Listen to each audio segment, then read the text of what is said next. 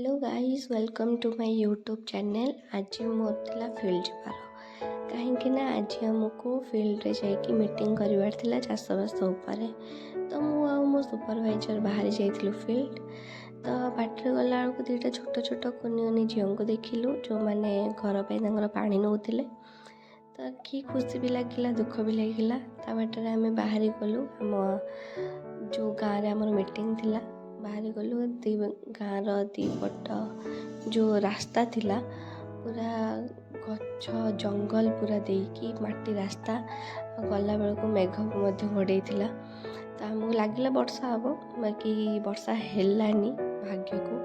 तो आम जाइकी पहुँचलु से गाँव में। देखुवे से गाँव गुड़ाक माने से गाँव गुड़ाक पूरा रास्ता माटी रास्ता। इवन घर गुड़ाक भी माटी घर ही तैयारी होता है। टाइल घर माटी घर छात घर देखा बहुत कम।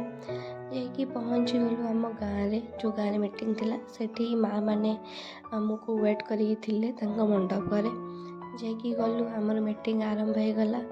मीटिंग आरंभ होला मध्य वर्षा आरंभ जाइतिला। तो मीटिंग सरीगला पर वर्षा छाड़ नाथिला से वेट कलु माँ मान सब कथबार्ता हेलु। तो तापर वर्षा जब छाड़ा बाहर की आसिलु से गाँव। देखुवे गाँव बाहर जो तार व्यू एते सुंदर थिला माने आसवा को इच्छा भी हो नाथिला।